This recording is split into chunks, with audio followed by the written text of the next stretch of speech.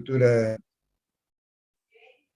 en el RAM luego. ¿Qué decíamos?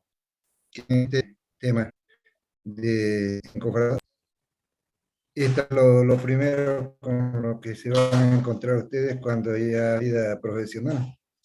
Y por eso habrá que tomar en cuenta tener en cuenta todos los conocimientos que uno va adquiriendo durante su vida de estudiante y aplicarlos ya en la práctica. Bueno, entonces vamos a ver este tema de como definición. Voy a taparlo esa definición, pero va a intentar, por ejemplo, ¿qué sería una definición para encofrado? ¿Qué diría que es el encofrado? ¿Cómo lo definiría? Es molde, como un molde geométrico para darle forma al hormigón, ¿no? Así es. Es un molde para dar forma a las estructuras de hormigón, diríamos, ¿no? Pero no solamente las estructuras de hormigón, puede ser otro material como yeso, por ejemplo, también. Se puede hacer un molde y se tiene entonces la figura que uno pueda imaginar, se puede lograrlo a través del encofrado. Principalmente entonces como molde para dar forma a las estructuras de hormigón. Y los materiales que utilizamos podía seguir entonces Quispe, a ver, indicando, Quispe 10. ¿Qué materiales usamos para el encofrado? Eh, mm, Comúnmente en las estructuras menores se usa madera, ¿no? Ya, Ya para estructuras mayores, edificios, se usan eh, moldes metálicos, ¿no? ¿qué más? Creo que esos tipos de materiales creo que conozco para Ya, encofrado. pero ya, ¿y qué características tiene que tener el material para poderlo utilizar en este trabajo?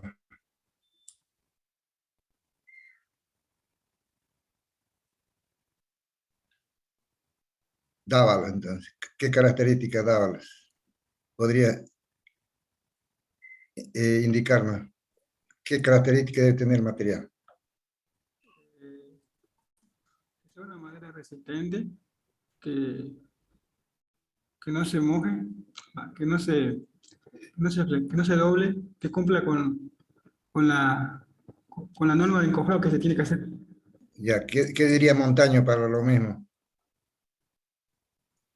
Sería la resistencia, la durabilidad y la economía, y Eso la es, trabajabilidad también.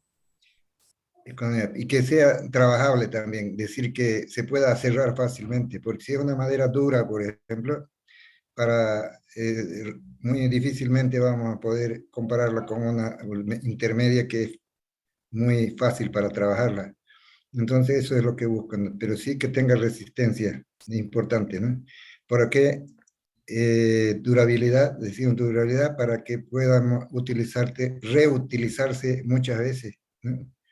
Entonces es importante en la definición también entender que esa es una de las características principales que debe tener el material para que tenga una cierta durabilidad, digamos, preguntemos a Vega, a ver, durabilidad. Cuando hablamos de durabilidad, para que tenga un cierto número de usos repetidos, ¿qué es lo que hay que tener en cuenta para que eso suceda? Evitar que absorba la humedad para que no deteriore la madera, digamos. Así es decir, protegerlo entonces del sol, la lluvia, cuando lo desencoba, atarlo para que se forme después de desencobrar. Se puede decir desencobrar o remoción del encobrado también, ¿no? Y hay tiempo para eso. Ustedes tienen, en el texto tienen una tabla, casi al final, y tienen una tabla donde están establecidos los tiempos para el desencobrado. Quiere decir que el material ya encuentra o llega a su resistencia para que pueda ser removido ese encobrado y pueda trabajar. Entonces hay diferentes fechas para eso. Por ejemplo, para un lateral de viga puede ser 3 días, ¿no? Para un muro tal vez de ciertas dimensiones, cuando vamos a reutilizar, hemos visto en hormigón visto, que podíamos hacerlo inclusive a los 2 días, o 1 o 2 días, pero siempre y cuando no le provoquemos vibraciones y excesivos al desencofrar. Y para eso se hace con perno, por ejemplo, ¿no? Y eso es lo que hemos sugerido, hacerlo con perno para que sea fácil el desencofrado o la remoción del encofrado y podernos reutilizar al día siguiente en otra parte de la estructura. Y eso es lo que importa entonces en esta primera parte que hemos visto: resistencia, economía, trabajabilidad y durabilidad de la madera, ¿no?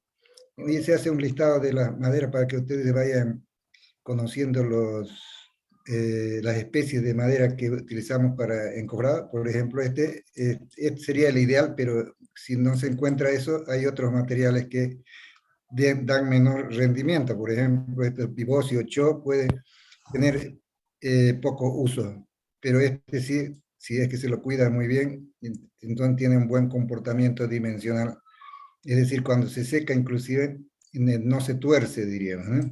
Todo aquello se valora en estos materiales, cuando es madera, desde luego, ¿no? Y también es útil referirse a las partes que constituyen el encofrado. Decíamos vigueta, ¿no? Tablero, vigueta, vigas, ¿no? Estas pueden ser de madera o pueden ser así con parte de madera y metálica, como se ve aquí, ¿no? También es bueno referirse a las partes que componen un encofrado para una escalera, por ejemplo, para materializar los peldaños. Entonces tenemos este elemento que es de 1 pulgada por la altura que demande, por ejemplo, 17.5, que es lo más común para contrahuella. Esto llamamos contrahuella. Huella llamaríamos a esta extensión, contrahuella esto. Y hay una fórmula que lo establece, ¿no? Que establece relaciona esas condiciones. Es decir, huella, es bueno saberlo también esto, ¿no? Para darle la debida importancia. Huella más 2 contrahuellas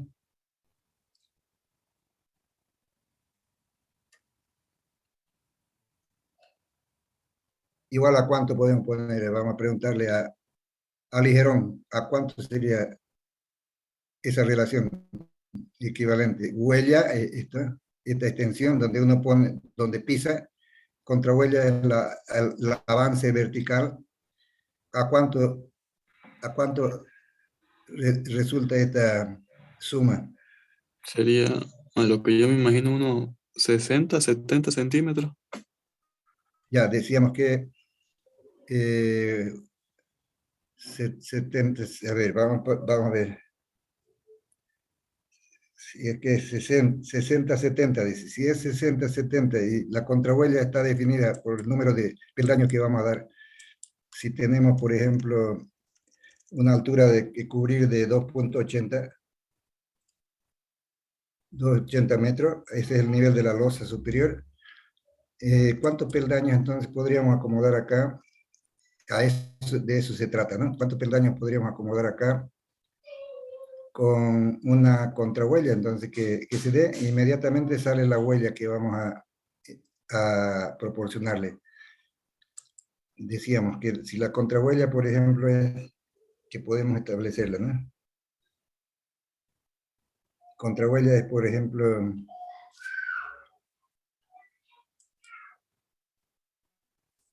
una contrahuella cómoda sería de 17 a 18 centímetros, por ejemplo, ¿no? 17 centímetros. Si vamos a poner 17,5 acá, para que sea múltiplo, estaría ideal con 8 más 8, 16 peldaños, ¿verdad?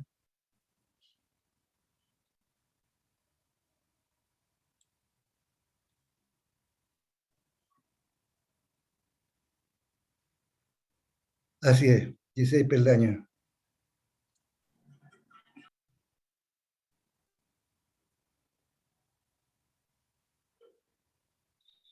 ¿Cómo sacamos eso? Entonces 280 dividido entre 17.5, entre 0 y 17.5 sería el número de peldaños, ¿no?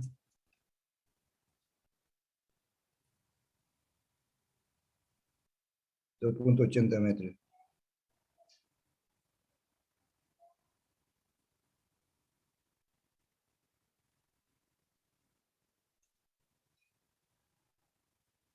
Eso nos da 16, ¿verdad?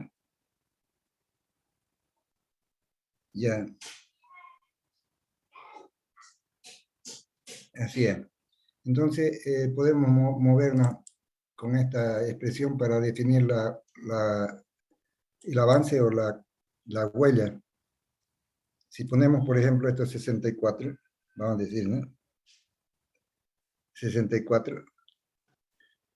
¿Cuánto sería, si ya conocemos la contrahuella, cuánto sería la huella? Ahí sacamos, ¿no? ¿Cuánto sería la huella ideal que nos sitúa dentro de esa fórmula?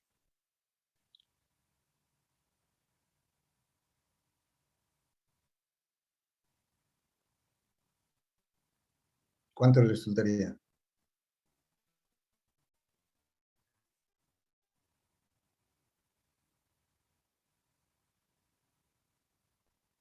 29. 29, ¿no? 29 quiere decir que esa es la dimensión que estableceríamos para relacionarlo con esta dimensión de contrahuella. Y esta es una escalera cómoda, es decir, que si uno trajina por ella no va a tener el cansancio que tendría con otra que no tenga una relación ideal, así como esta. Por ejemplo, que tenga una altura de contrahuella de 20, se utiliza para no ocupar demasiado espacio en las construcciones, y le llamamos a esas escaleras de servicio, que tienen poco uso, diríamos, ¿no? Eventualmente los usos. Pero una principal tendríamos que estarnos manejando, entonces con 17, 18 centímetros va a estar bien. Esta de 20 sería para servicio, entonces. Contrahuella igual a 20, decía.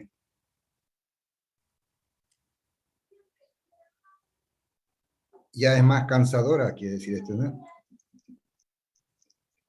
Demanda más esfuerzo, quiere decir. ¿Y cómo podríamos determinar este valor 64? Hay un rango, ¿no? Se puede decir 63, 65, ¿no? Estamos tomando 64. Como decía su compañero, de 60 a 70, decía, ¿no? Pero entonces, no, si tomamos 63 a 65 va a estar bien, el promedio sería 64. ¿Cómo hacemos para determinar esa altura, es decir, que es cómoda y este avance de 30 centímetros, cómo lo relacionamos?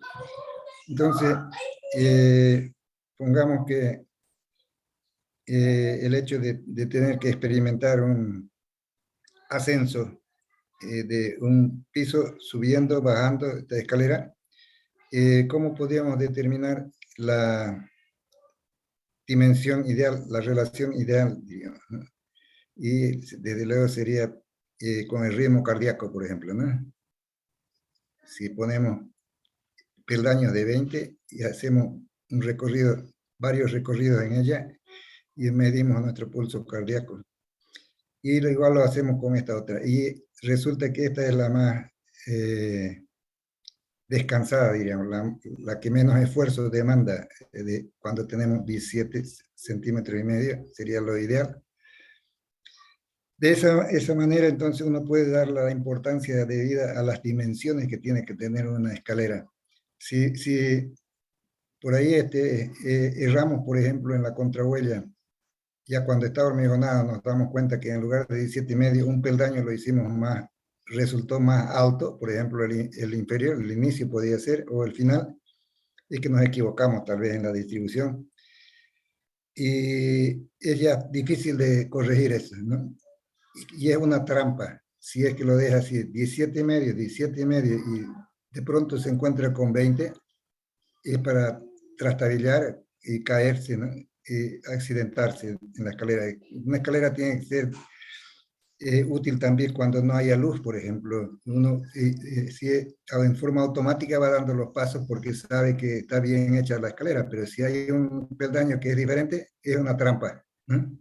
Entonces, basta que sea 1 centímetro de diferencia, ustedes van a notar, ¿no? 1 centímetro de diferencia en un peldaño, ya uno lo siente. Peor cuando es 20, digamos, esto es 17,5, 20. Ahí sí que cae usted, ¿no? Así es. Todo eso hay que darle debida importancia, entonces, para el replanteo de la escalera.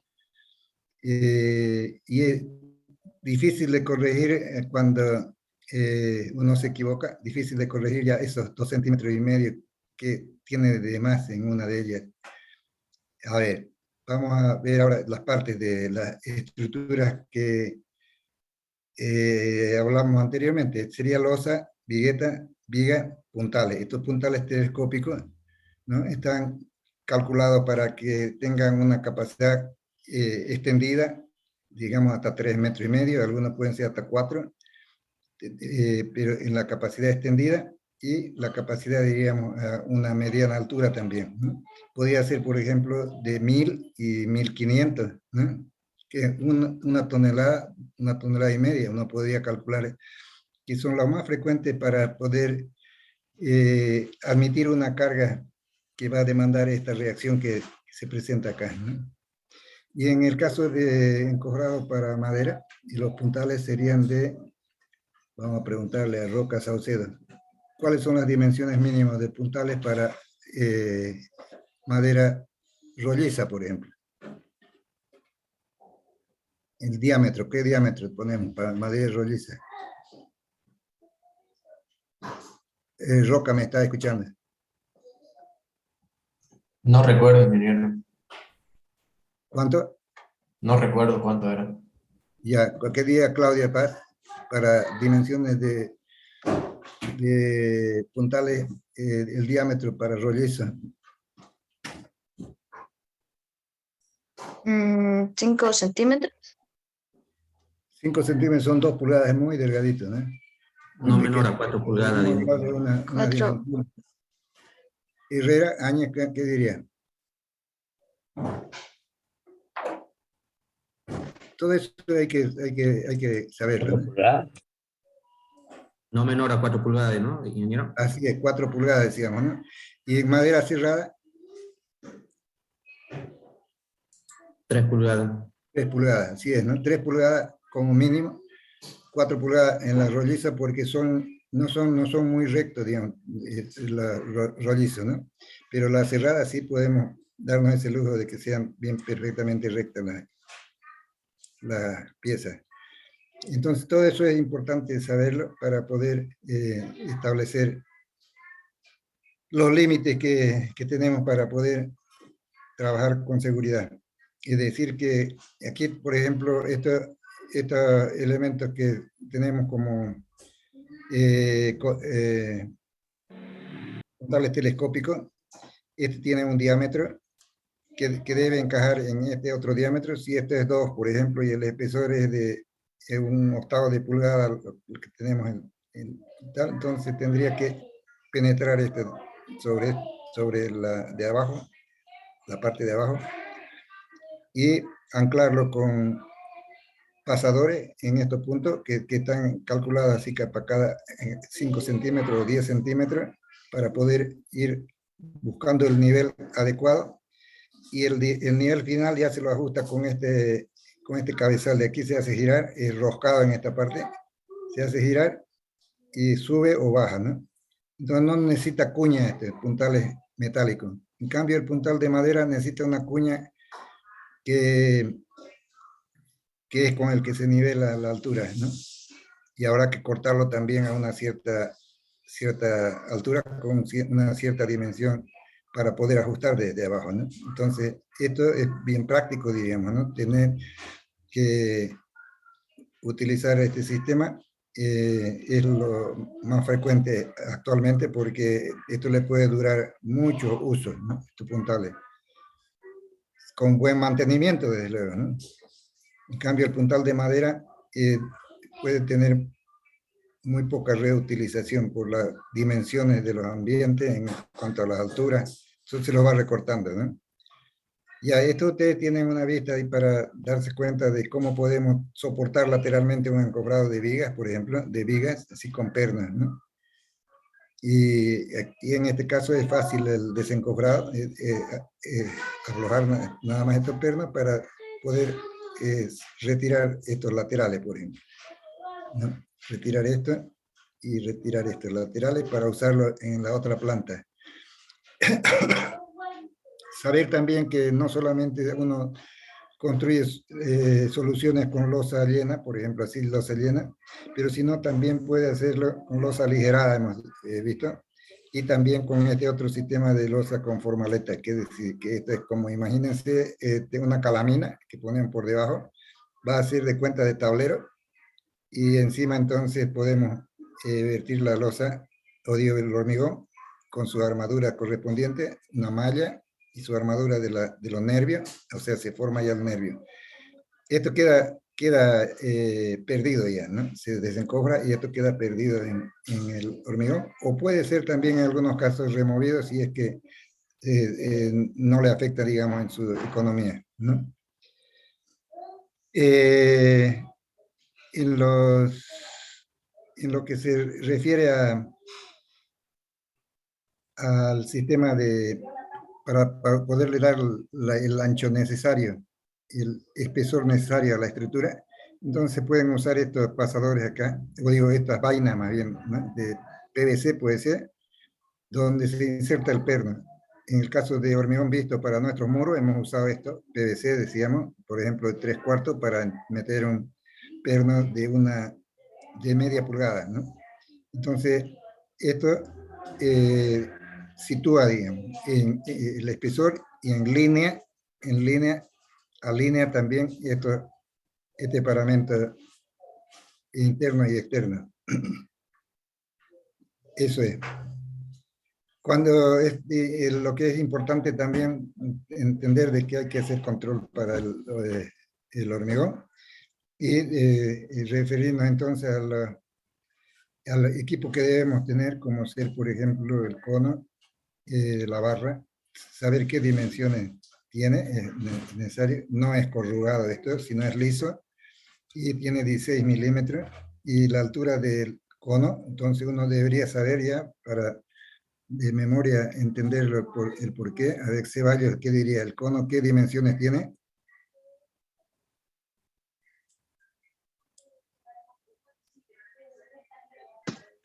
El cono, dice. Sí, este cono de Abraham. Si no me ¿Cuánto es equivoco, aquí abajo, ¿cuánto es?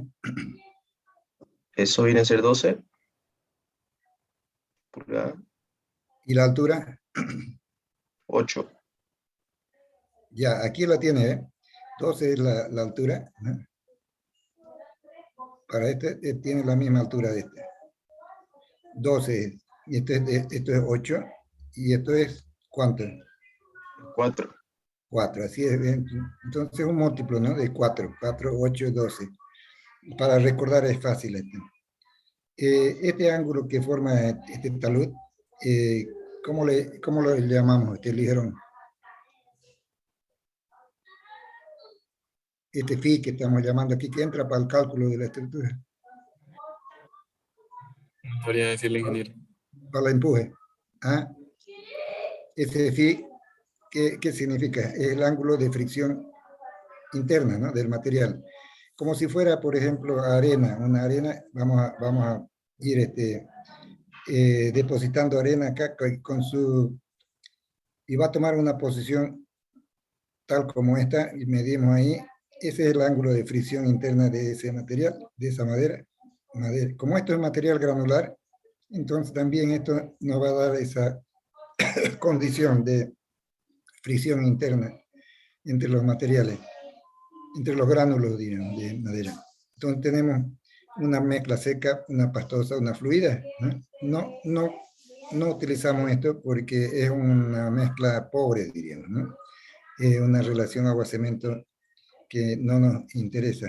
Esta otra sí, decíamos que pastosa porque se presta para poder ocupar la forma del molde con poca vibración. Eso es lo que uno busca. Esto necesitaríamos más vibración para hacer esto, más compactación, más cuidado. Tal vez en lugares donde sea más abierto, por ejemplo en las zapatas, ¿no? Podemos darnos el lujo de reducir la relación agua-cemento. Acá dice el asentamiento 2 a 3, 4 a 5, ¿no? En este otro, ¿eh? Y esto ya total, ¿no? Esto empuja demasiado, porque este ángulo es pequeño ya. El empuje es tan grande que hace que el encobrado entonces deforme significativamente, y eso es lo que queremos. ¿Por qué? A ver, ¿por qué es que se exige una deformación en los encobrados? Límites, decíamos, para hormigón rústico, Ceballos, nuevamente, hace rato creo que lo llamamos Ceballos.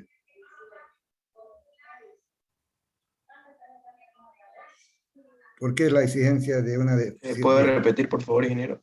¿Por qué la exigencia de una deformación límite, por ejemplo, en el hormigón para zapatas, si esa deformación no la vamos a percibir cuando cubramos de tierra nuestras zapatas, entonces no tendría mucho sentido, diría, ¿no? Pero sí que tiene sentido. ¿Por qué razón? Las deformaciones, ¿por qué hay que controlar en hormigón para zapatas, por ejemplo? Y no solamente para zapatas, para todas las otras partes de la estructura, ¿no? ¿Qué dice Roca? Porque podría comprometer la estructura. Ya, ¿y qué dice Roca?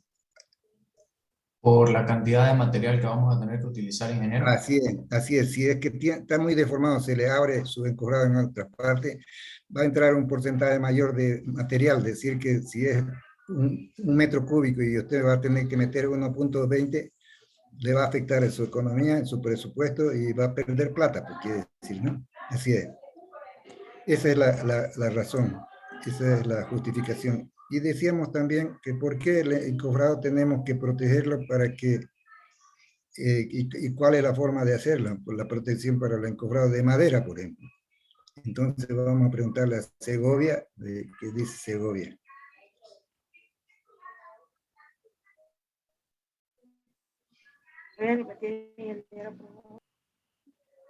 Ya, porque si es encofrado de madera, ¿qué cuidado tenemos que tener para poderlo reutilizar varias veces? Esa es la razón, ¿no?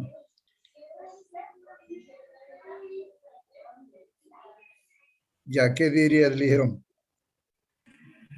Ponerle aceite quemado, ¿no? Usted nos decía que podíamos comprar donde cambian aceite o usar un aceite especial, pero es más carito, ¿no? Cierto. Y decir, si es aceite quemado, tienen que comprar, ya decíamos como recomendación de los lugares donde hacen cambios para movilidad pequeña, ¿no? Porque no es tan sucio como el de los camiones, por ejemplo, ¿no? Es más, habría que aumentarle con diésel para adelgazarlo, ¿no? Para hacerlo más fluido y para que penetre más en la madera, ¿no? Pero entonces el hecho es de darle una cierta impermeabilidad a la madera para que no absorba el agua de constitución del hormigón, digamos, ¿no? Porque lo empobrece. Si le quita el agua de constitución, entonces vamos a tener un hormigón pobre en el contacto de la madera con el hormigón, ¿no? Una razón. Pero otra, ¿cuál sería otra razón? A ver, Segovia, seguimos con Segovia. ¿Cuál sería la otra razón?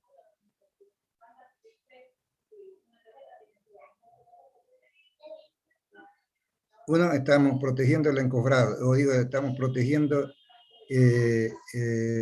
la calidad de nuestro hormigón, dice, para que no absorba el agua de constitución de la mezcla en el contacto. Otra, ¿cuál sería? Ya dijeron entonces. La otra sería que no se humedezca la madera y la otra también podría ser que no se pegue la madera al hormigón, ¿no? Así es, entonces esas funciones entonces cumple el material, lo impermeabiliza para que la madera también no se vea afectada considerablemente por la humedad y se tuerza después cuando lo desencoframos, ¿no?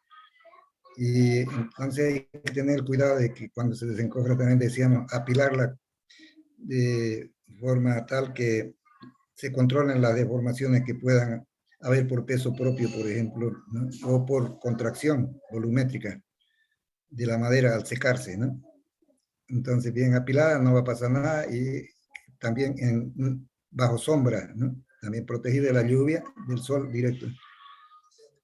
Cuando tiene esos cuidados puede tener repetición de uso alto, entonces decir que significa alto, por ejemplo, unas 10 veces que utilice su encofrado va a ser fabuloso, ¿no? Y eso va a depender del mantenimiento que le haga, la limpieza que haga para el encofrado. Ya, seguimos entonces con esto, la importancia de esta característica del hormigón.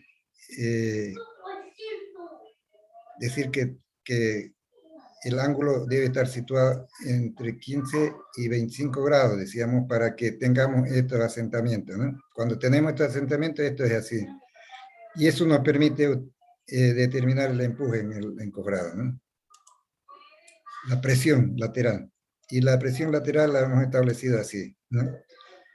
De la mecánica de suelo sabemos nosotros de esta fórmula. Para suelos granulares no hay cohesión acá. Entonces, tenemos que el gamma es el peso específico del material, la profundidad, tangente 45 menos pi medio, pi es el ángulo de fricción interna, y si reemplazamos entonces este ángulo por cuál de los valores sería para tener finalmente una fórmula así, 15 o 25, ¿qué diría Dávalo? ¿Cuál es el crítico, 15 o 25? Para el empuje, cuando tenemos 4 y 5, este ángulo, entre 15 y 25, dice, pero para nuestro cálculo tenemos que tomar uno de ellos, el que nos da más presión. ¿Cuál es, 15 o 25? Presión. Dávalo. ¿25? ¿Qué dice este? 25.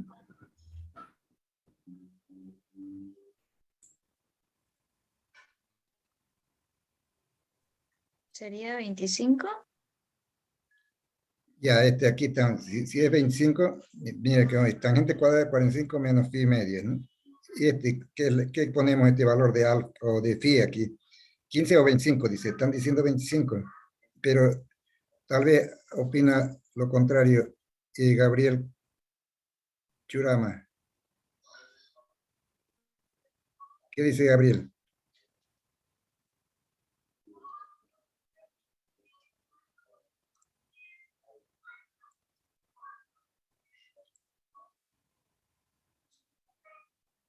No está Gabriel. ¿Alguien puede decir algo?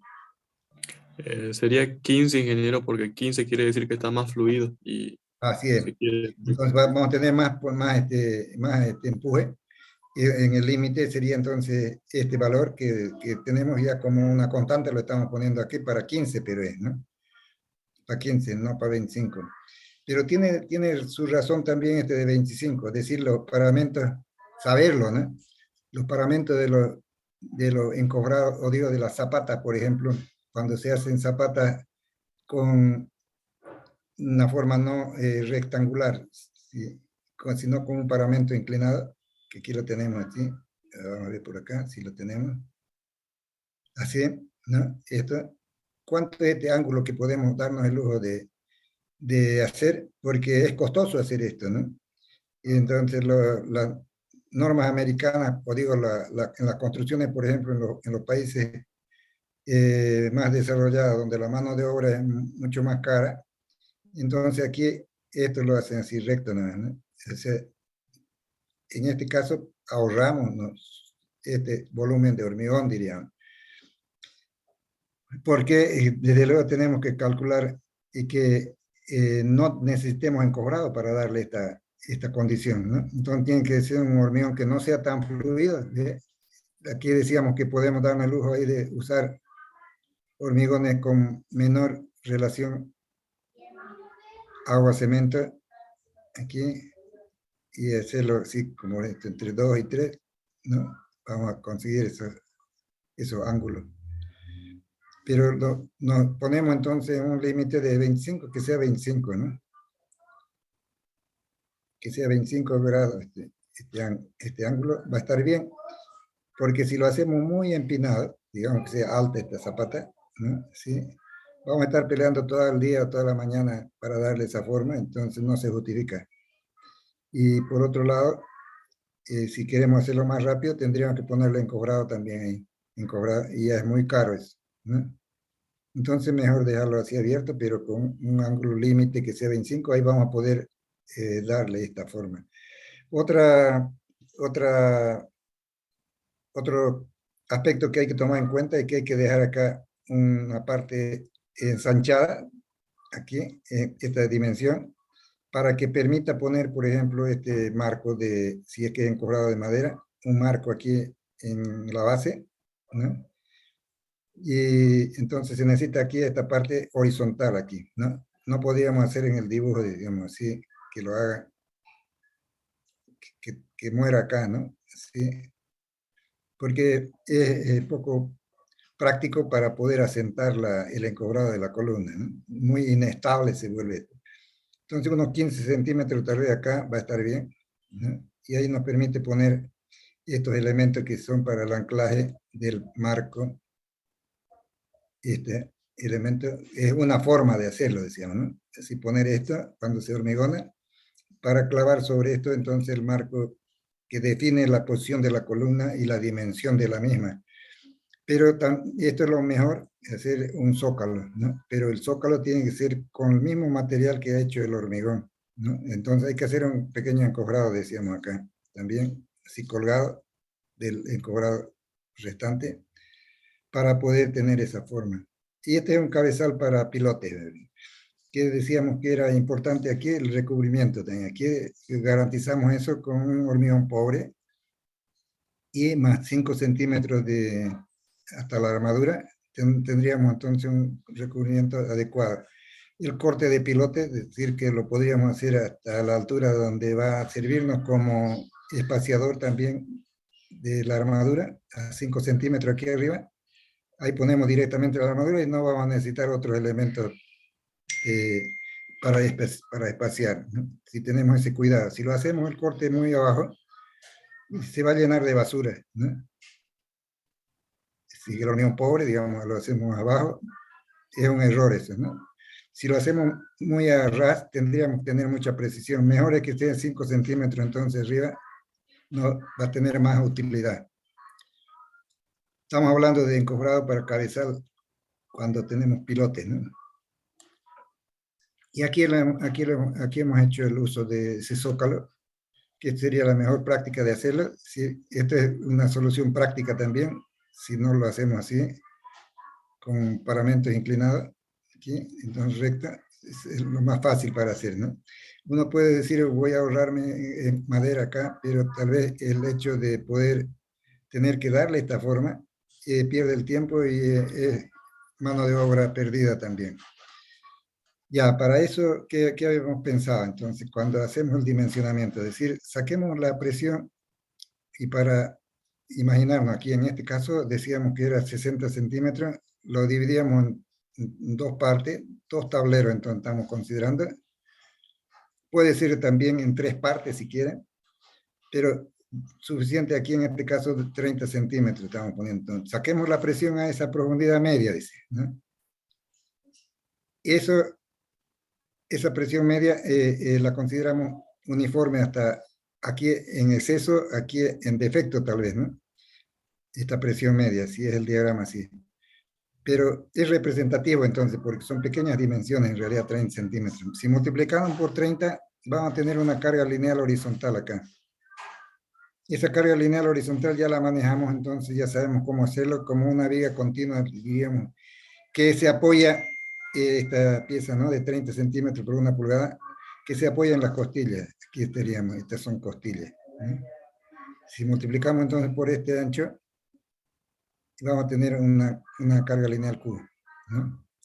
Esta es la presión media que tenemos acá. En este caso, estamos haciendo para la costilla, ¿no? Pero en nuestro caso, para determinar el espaciamiento de esta costilla, sería este primero que sacamos. Y multiplicamos entonces por la altura y tenemos carga lineal. Y podemos determinar entonces este espaciamiento. Y buscamos un múltiplo para esto. Y punto. Y eso controla la deformación. Decíamos que lo crítico aquí en estos casos es por hacer varios ejercicios que nos resuelvan con la deformación y el espaciamiento con la deformación. Entonces confiamos en que la deformación es la que define nuestro espaciamiento ahí. Cuando tenemos que dimensionar este elemento que es costilla, entonces ya tenemos aquí la forma de la estructura. Aquí tenemos un apoyo aquí abajo, aquí tenemos otro apoyo aquí arriba. Define una altura. Esta altura, entonces podemos nosotros dividirla entre 2 y tenemos otra presión media aquí que va a ser representativa para una carga lineal vertical acá. Para eso, entonces, como ya tenemos el espaciamiento de costilla, sería este el caso, ¿no? Multiplicamos por esto y vamos a tener un Q vertical y así, distribuido en forma vertical. Y con eso, entonces, imponiendo una dimensión para esta costilla, decíamos 1/3, por ejemplo, y comprobamos si está bien la deformación. Si pasa, está ok. Si no pasa, entonces aumentamos otra costilla, ¿no? Así es. Eso es lo que se trata, de eso se trata entonces ese dimensionamiento. Es importante establecer establecer también la cuantificación de todo este material. Imaginémonos que vamos a hacer 10 zapatas de estas, ¿no? Entonces podríamos programar para hacer esas 10 zapatas en un cierto número de días, porque podemos desencobrar al día siguiente si quieren, ¿no? Las zapatas, porque aquí no, el empuje ya está controlado cuando entendemos que a los 3 días, por ejemplo, hacemos, ¿no? Cuando no tenemos un conocimiento de la resistencia del hormigón, podemos hacer unas pruebas para los materiales que tenemos, al día siguiente ensayar una probeta, a los 3 días, a los 7 días y a los 28 días, ahí tenemos un registro exacto de la resistencia que se van generando para tener una gráfica y predecir qué resistencia entonces vamos a tener a tanto tiempo para poder autorizar o no un desencobrado más rápido. Así es, entonces eso es lo que compone el encobrado. Hay que saber cuáles son las partes componentes. Cuando son ya muritos altos, entonces necesitamos de unas estacas acá separadas a unos 30 centímetros, por ejemplo, ¿no? Y ahí apuntalamos, ¿no? Para fijar en posición vertical el tablero. Cuando es pequeño esto, 20 centímetros, tal vez ya la estaca directamente aquí podemos ponerla, ¿no? Poner un larguero y poner la estaca aquí directamente. Pero cuando son mayores, para alturas mayores, imagínense 1 metro, ya necesitamos ir poniendo este soporte más de estaca. La cuantificación entonces se refiere a esa cantidad de madera que va a entrar por cúbico de hormigón, ¿no? ¿Y para qué nos sirve esta cuantificación? Esa sería la pregunta. ¿Por qué voy a perder el tiempo en hacer eso? Entonces, Cartagena nos va a decir algo, a ver. ¿Para qué nos sirve la cuantificación de la madera en zapatas? Ya todos tienen que estar abiertos, con su cámara abierta, porque si no voy a ponerle falta. Algunos entran y se van.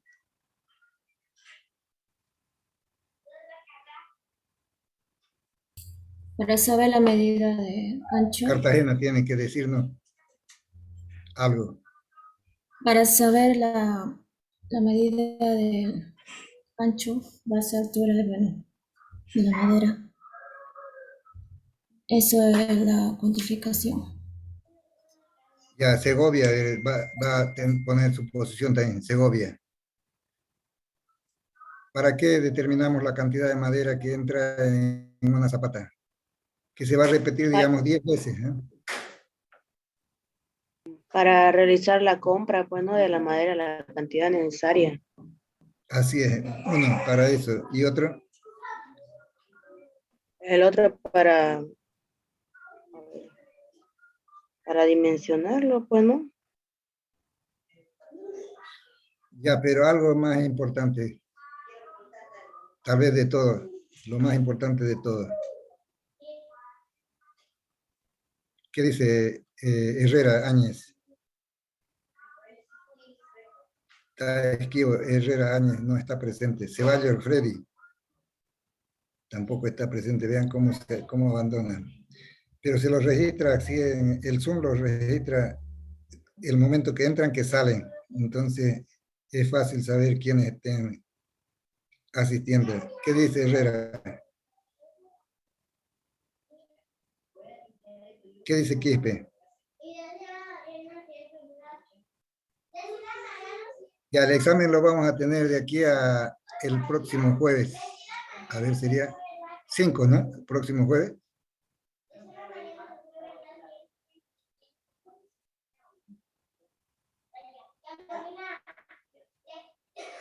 Siete, creo. Jueves es El próximo. A ver, 7. ¿Qué fecha es? Este jueves que viene es 30, el siguiente es 7. Ah, entonces, el martes. Martes sería 5, ¿no? Sí, ingeniero, martes 5. De aquí una semana, cabalito, ingeniero. El jueves, pues, ingeniero, porfa. Jueves, ingeniero. No, es que tenemos que dar después un examen final antes del 15. Entonces estaría bien el martes. ¿Martes qué es? ¿2? 5. Martes, ingeniero. 5. 5. Yo creo que está bien, ¿no? 5.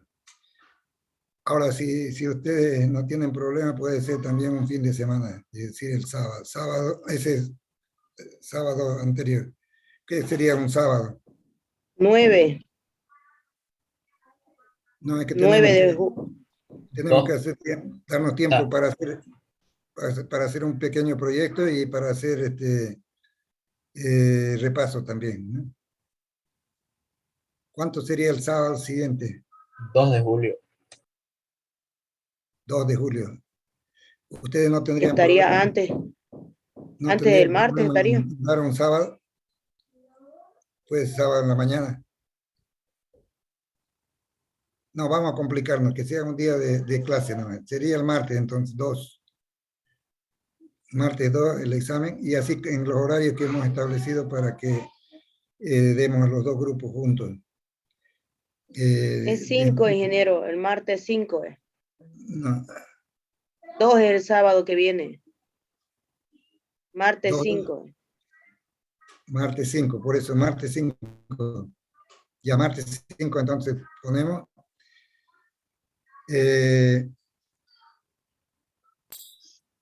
Y seguimos entonces con nuestro repaso. Ingeniero, Quispe. podría ser el viernes, el 7, el 5, tengo examen de hidráulica. Podría Pero ser debe ser 7 en otro horario. jueves. Debe ser en otro horario, ¿no? Nosotros lo hacemos de 6 adelante para los dos grupos. 6 Ya. a 7:30 un examen, de los de metálica de 7:30 a 9:30 a 10. No hay problema, creo, para que haya cruce de horario. Ya, en horario va a ser, ¿no? De boleta.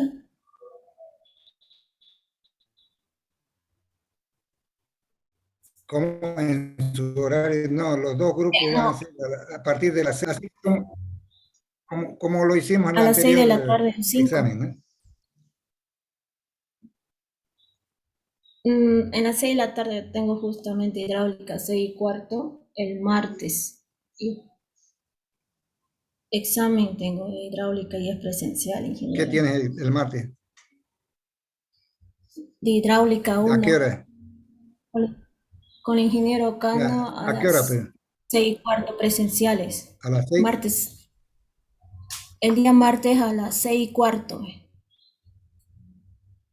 Podría ser en la mañana, no sé, en horario de boleta o el día jueves. Jueves puedo en la mañana, en la noche. ¿Quién más tiene problemas? Yo, no. Ingeniero, y si cambiamos el horario con metálica, que metálica dé a las 6:30 y nosotros damos a las 8. Ya, puede ser. Entonces, yo voy a tomarlo en cuenta, eso voy a proponer a la metálica.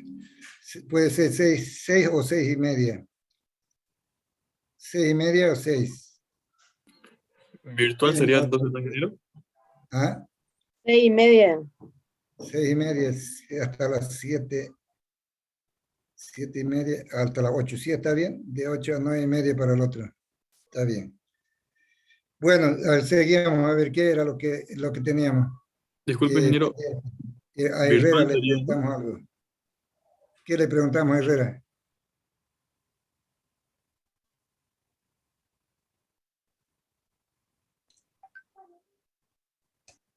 ¿Para qué hacemos la cuantificación? Decíamos, allá habían establecido que queremos saber qué cantidad de madera, dijo, vamos a necesitar para ese encofrado. Pero ¿qué es lo que conlleva eso? Determinar la cantidad de madera. ¿Por qué sacamos la cuantía tanto por metro cúbico, decimos, ¿no ves? Entonces, esa importancia que tiene, ¿para qué? ¿Cómo la entendemos?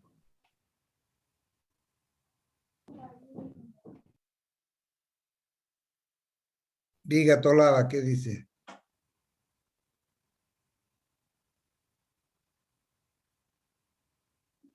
¿Me lo puede repetir la pregunta? Que preguntaba un poquito. Y eso es lo que hacemos antes de construir, ¿no? Tienen que llamar a propuesta para decir que presenten una propuesta las empresas para escoger la que sea más ventajosa en precio. Pero entonces esto sirve para poder establecer también el costo del material madera, en cuánto incide en el costo del hormigón por metro cúbico. Y va a ser diferente para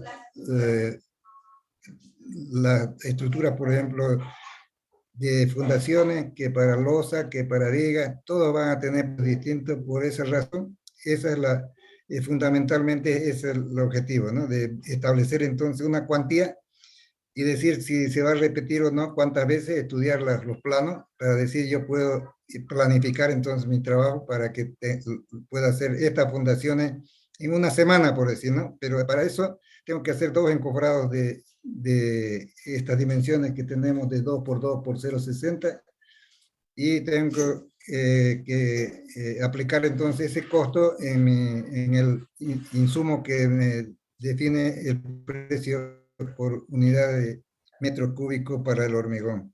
Entonces esa importancia es la que reviste esto. Ustedes tal vez van a encontrar en revistas, pero son aproximaciones que se tienen, ¿no? Cuando quiere tener ventaja competitiva uno, tiene que hacerlo por su cuenta para estar seguro de que no está fallando. Ya, ¿qué es lo que tenemos entonces para esto? Aquí vean la importancia de estas 111 pies cuadrados por metro cúbico, dice, ¿no? Si lo dividimos entre 240 metros cúbicos, que es el volumen, serían 47 pies cuadrados por metro cúbico. Si vamos a darle 5 usos, 10 pies. Esto es lo que metemos en nuestro presupuesto. ¿Ves? No, con esto vamos a irnos por las nubes con el precio, con 47, y vamos a perder la propuesta. Ya, esta era la importancia debida también a la cuantificación para la compra de otros materiales que son parte de componentes del encofrado, ¿no? O puede ser también para una estructura ya de vivienda o lo que sea. ¿Qué es lo que tenemos entonces aquí en el ejercicio para decir que esta pieza que vamos a comprar, 6 por 8 por 15, y entonces hacemos el siguiente cálculo, ¿no? Lo dejamos 6 en pulgada, una de las dimensiones dejamos en pulgada, la otra la transformamos en pie, la dividimos entre 12 y tenemos pie. Este está en pie, ya tenemos entonces la cantidad en pie cuadrado, ¿no? Esto es lo que tiene que saber uno también para poder comprar material y poder presupuestar también su insumo. Ya después habíamos visto encobrado para columna, después de encobrado para base, encobrado para columna. A ver, vamos a ver aquí qué está pasando. Aquí vamos a ponerlo así. Aquí para no perdernos. Ese. Encobrado para columna, ¿no? Entonces pueden ser columnas de sección rectangular como esta, o pueden ser columnas de sección circular como esta otra. En ambos casos hay que hacerle un marco, decíamos, ¿sí? Habrá que calcular entonces el espaciamiento de estos marcos. Esa es la tarea. Después todas las otras dimensiones uno las propone, ¿no? Habíamos propuesto, por ejemplo, que sea de 1×3, 2 piezas de 1×3, una arriba, otra abajo, para conformar el marco. Y que esta sea de 2×3. Este es de 2×3 y esta de arriba son de 1×3. Esta de aquí abajo, la de arriba, 1×3. Calculamos entonces, de acuerdo a las dimensiones que tenga nuestra columna, si es suficiente esto, este es el que calculamos el mayor, porque tiene sumado las dos piezas tienen el mismo ancho que esta, ¿no? Entonces suficiente sería calcular para deformación de esta. Y para eso entonces decíamos que había que determinar una presión, ¿no? Cuando las dimensiones son mucho más grandes y no cumple esa de 2×3, entonces podemos poner unos apoyos intermedios, y esto es larguero, ¿sí? Y con perno. Y aquí ponemos una vaina de PVC para poderlo recuperar el perno. Igual lo mismo que en este caso, ¿no? Estos son tableros. Por ejemplo, este tablero está agarrado por estas dos piezas, una arriba y otra abajo. Y se puede, entonces, cuando son dimensiones grandes, se puede poner pernos también así. Y aquí puede ser, entonces, con PVC, también protegido el perno para poderlo extraer y recuperarlo para un posterior uso, segundo uso. La fórmula que empleamos ya es de la teoría de Silo, que significa entonces el área, el peso específico, el perímetro y la tangente de phi sub 1. Este phi sub 1 es la fricción entre el material y el encofrado, ¿no? Entre el hormigón y el encofrado.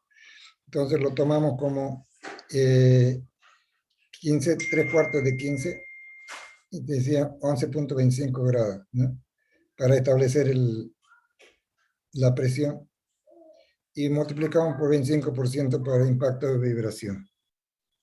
Eso ya es fácil entenderlo, de cómo determinamos a la deformación este elemento, cómo calculamos el número de pernos, lo hemos hecho con las reacciones, sacamos acá, y hay una tablita que por ahí, no sé si la tengo por acá, pero hay una tabla que define esa condición de capacidad lateral, resistencia lateral de los clavos, más que todo, sería aquí, clavo, ¿cuántos clavos vamos a poner?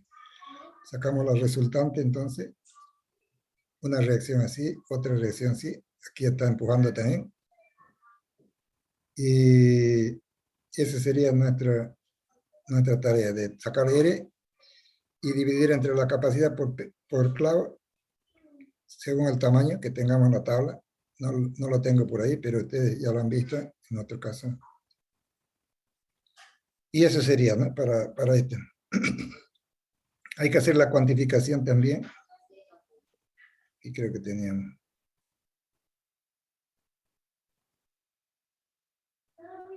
Aquí está la tabla para capacidad de clavo, ¿no? Ahí lo tienen ustedes. Tienen este documento, lo tienen también ustedes. Y aquí están, de acuerdo a la longitud que tenemos, su capacidad del grupo B, grupo C, grupo A, por clavo, resistencia por clavo, resistencia lateral por clavo. Así es.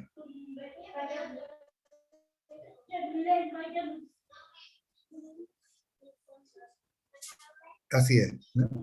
Entonces, el siguiente repaso que debemos hacer es para cobrado para viga. Y aquí entendemos que ese encobrado para vigas podemos Podemos mostrarlo así. Y un tablero de fondo, tablero lateral. Y estos sustentos acá para alinear este encobrado en su posición vertical también, para que quede recto. Las tablas son largas, entonces hay que ponerle en línea. ¿Listo? Y un cabezal con los componentes de un travesaño y estos puntales, pequeños puntales, y el puntal mismo, ¿no? Y una cuña acá. Esta cuña decíamos que tiene la función, tiene una función esa cuña, y tiene esta forma, ¿no?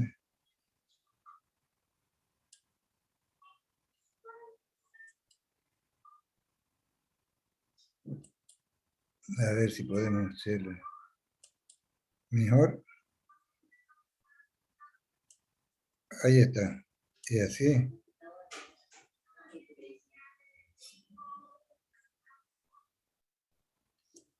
Así es. Ya. Entonces, nos preguntaríamos ahí, eso debemos saberlo, ¿no? Preguntaríamos ahí, ¿para qué sirven las cuñas, vamos a decir? ¿Qué función tienen las cuñas? A ver, Ceballos Freddy. Escurridizo de Ceballos Herrera Áñez también. Ya no están presentes estos chicos. Quispe Díaz Marco. Ya no está.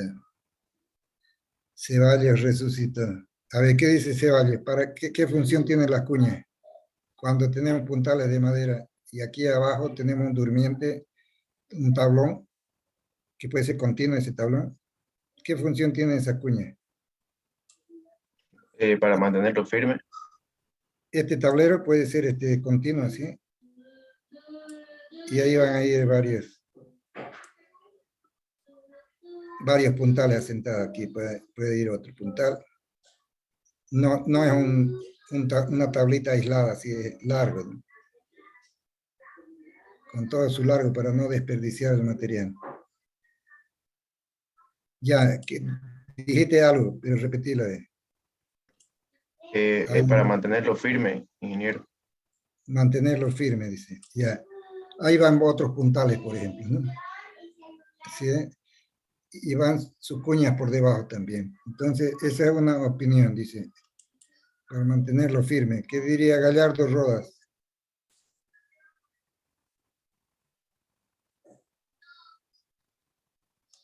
Fuera combate. Luis Encarno. Luis Encarno. Fuera combate.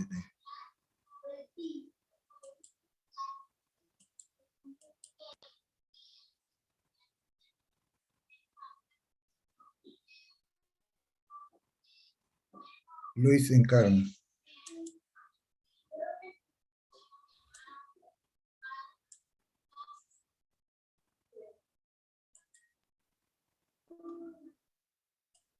Nada, no responde Luis Encarno tampoco. Roca Saucedo, ¿para qué la cuña? La cuña nos podría ayudar a nivelar los puntales, ingeniero. Así es, darle el nivel adecuado a los puntales. Esa sería la respuesta, ¿cierto? Cuando tenemos, por ejemplo, puntales metálicos, ya no necesitamos cuña aquí. ¿Por qué razón, Herrera Áñez? ¿Por qué ya no necesitamos cuña acá? ¿Ya está nivelado? ¿No podía ser la respuesta más completa? ¿Qué diría Paz, Claudia? ¿Por qué no necesitamos cuña cuando tenemos puntales metálicos?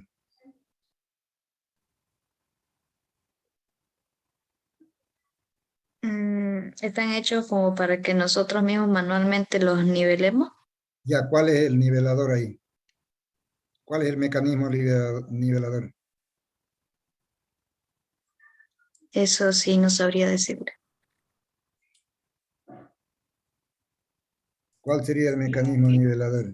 Tiene un pasador ahí que donde se lo saca y se le puede levantar el puntal hacia arriba. Así es, aquí está el mecanismo del nivelador, dice. Así es, ¿no? Este es roscado, se hace girar, empuja entonces este pasador para que suba o para que baje, ¿no? Es roscado esto. Está bien. Seguimos entonces, ya vamos a terminar esta parte.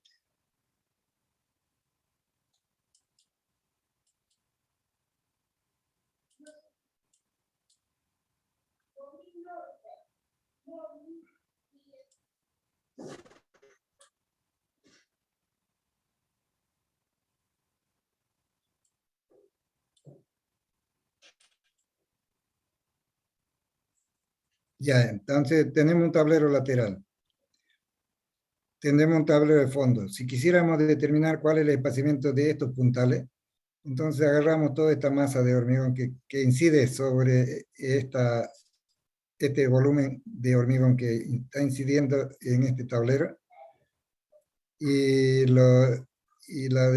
establecemos la carga ahí. ¿Qué carga tiene que ser? El peso propio del material más la armadura sería en este caso porque también está haciendo presión acá. Entonces el gamma que tenemos que poner es 2400. Y si tenemos ese peso propio, tenemos que poner también una carga viva acá, porque la gente va a trajinar por esto.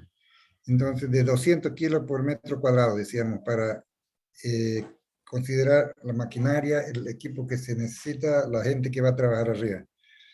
Y eso por impacto, ambos son carga viva, porque esto también es una masa que estamos depositando, que produce vibración, impacto.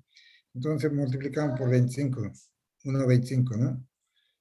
Y de esa manera establecemos ya una carga lineal acá, para poder establecer el espaciamiento de los apoyos, que es una viga continua, ¿no? ¿Con qué resistencia sería? El que vamos a controlar flexión de este tablero sería si es de un ancho B, por su espesor del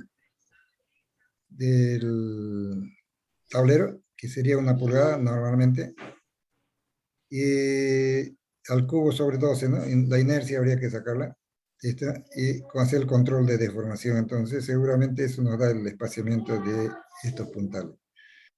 Cuando se trata del espaciamiento de estas costillas, que son el soporte para este tablero, entonces sacamos la presión aquí a la mitad de esto, que si nos dividimos el tablero tal vez en dos partes, a la mitad de este tablero de abajo, y establecemos una carga lineal multiplicando por este ancho.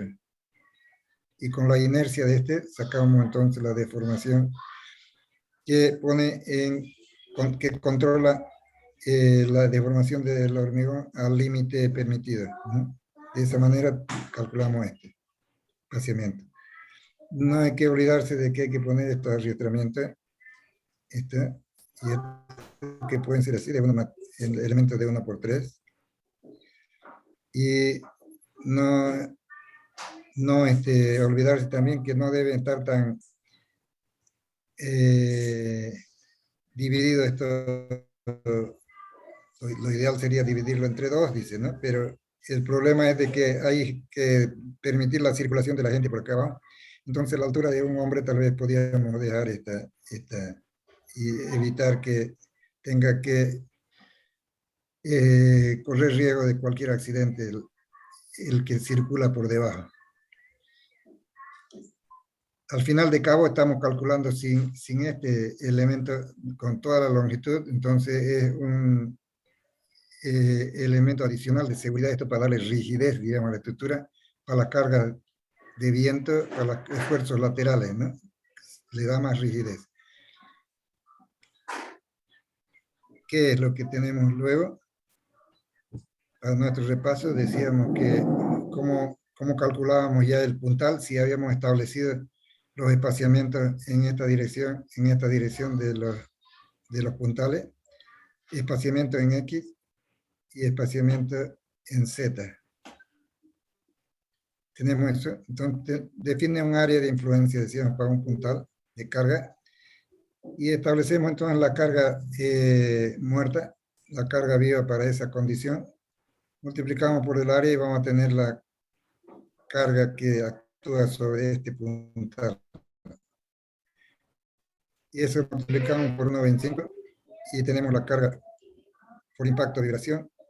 Y calculamos entonces si el puntal resiste o no con la esbeltez que nos proporciona, de acuerdo a la altura de la losa y de las vigas, también, si es que puntales para vigas. Establecemos su longitud y podemos determinar su carga. Comparamos entonces que la carga que nos llega como reacción sea menor que la carga que puede admitir la columna y estaría bien. Si no es así, entonces modificamos la posición de la columna, achicamos para que pueda estar controlada esta deformación. Eso es por ahora. Hasta que vamos a llegar en el repaso. La próxima clase continuamos y hacemos entonces el pequeño proyecto que le indicábamos para usar el RAM. Ya no hay tiempo para eso ahora, pero en la próxima clase lo haríamos. Listo, jóvenes, entonces tienen, hoy día van a tener una práctico para que vayan completando su trabajo que van a presentar hasta el 5 también. Hoy día van a tenerlo en la plataforma y son cinco tareas más que para que practiquen. Listo, jóvenes, nos vemos entonces sería hasta el martes, hasta la próxima clase, ¿no? Pues, sí, hasta el jueves entonces. Hasta luego, jóvenes, si no hay ninguna pregunta. ¿Virtual va a ser el examen, no, ingeniero? Sí. Espero que sí, si es que no hay muchos alumnos, hasta oral vamos a hacerlo. Si hay muchos alumnos, vamos a hacerlo en el aula, vamos a pedir si es que podemos reunirnos todos, porque el problema es de que por lo menos las instrucciones de reunirse grupos de 20, 25 creo que es lo que se permite, pero son ustedes en algún curso 55, en el otro son 48 creo, entonces es demasiado alumno para hacerlo, para juntarlo todo. ¿A qué hora, ingeniero? Listo, entonces. No lo escuché. ¿A qué hora dijo?